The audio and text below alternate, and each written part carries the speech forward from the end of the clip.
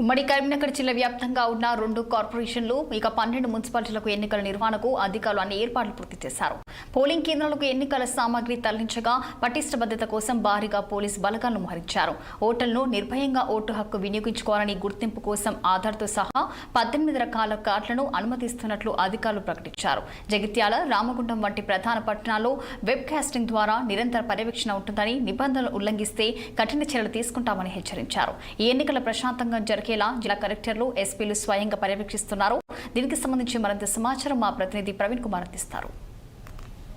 Municipal ఎన్నికల నేపథ్యంలో అయితే కరీంనగర్ ఉమ్మడి జిల్లా వ్యాప్తంగా అయితే ఓటర్లు తమ ఓటు హక్కును అయితే వినియోగించుకోవడానికి అయితే పోలింగ్ స్టేషన్లకు వస్తున్నారు. అయితే ఇక్కడ గట్టి బందోబస్తు అయితే ఏర్పాటు చేశారు. అయితే కరీంనగర్ లో మనం చూసుకున్నట్టయితే 66 డివిజన్లు అయితే ఉన్నాయి. 66 డివిజన్లకు గాను ఓటర్లు ఉదయం 7 గంటల నుంచి వెళ్ళి సాయంత్రం 5 గంటల వరకు అయితే ఓటు హక్కును వినియోగించుకోవడానికి అయితే రావడం జరుగుతుంది. ఓటర్లు మనం చూసుకున్నట్టయితే 3,40,580 మంది ఓటర్లు అయితే ఉన్నారు. అయితే పోలింగ్ స్టేషన్లు 477, అభ్యర్థులు 398 మంది అయితే తమ అదృష్టాన్ని అయితే పరీక్షించుకొని ఉన్నారు. అయితే జమ్మికుంట చూసుకున్నట్లయితే 30 వార్డులు అయితే ఉన్నాయి. అయితే 34,455 మంది ఓటర్లు అయితే ఉన్నారు. 159 మంది అయితే అభ్యర్థులు అయితే పోటీ చేస్తున్నారు. చొప్పదండిలో చూసుకున్నట్టయితే 14 వార్డులు అయితే ఉన్నాయి.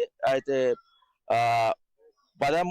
13,916 మంది అయితే ఓటర్లు అయితే ఉన్నట్టు తెలుస్తున్నది. అదే విధంగా 64 మంది అయితే పోటీ చేస్తున్నట్టు అయితే తెలుస్తున్నది. అయితే పెద్దపల్లి జిల్లాలో చూసుకున్నట్టయితే 123 జిల్లా వ్యాప్తంగా చూసుకున్నట్టయితే 123 అయితే వార్డ్స్ ఉన్నాయి.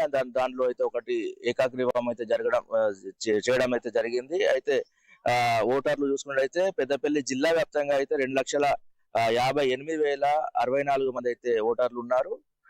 పోలింగ్ స్టేషన్లు 406 పోలింగ్ స్టేషన్లు ఉన్నట్టయితే తెలుస్తున్నది.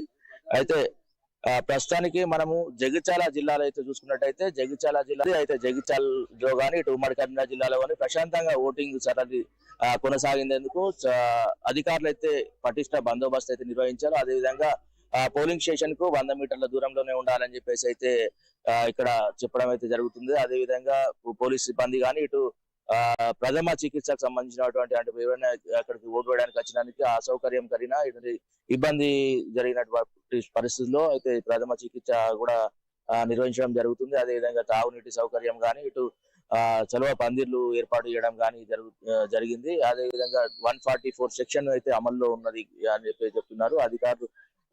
వికలాంగుల కోసం అయితే వీల్ చైర్లు కూడా ఏర్పాటు చేయడం జరిగింది. ఉదయం 7 గంటల నుంచి వెళ్ళి 5 గంటల వరకు ఎలాంటి అవాంఛనీయ సంఘటన జరగకుండా చూడడానికి అయితే అధికారులు అయితే పూర్తి భద్రత బందోబస్తు ఏర్పాట్లు అయితే నిర్వహిస్తున్నట్టు చెప్తున్నారు. కెమెరామన్ సంతోష్ తో ప్రవీణ్ కుమార్, ఉమ్మడి కరీంనగర్ జిల్లా. అయితే మున్సిపల్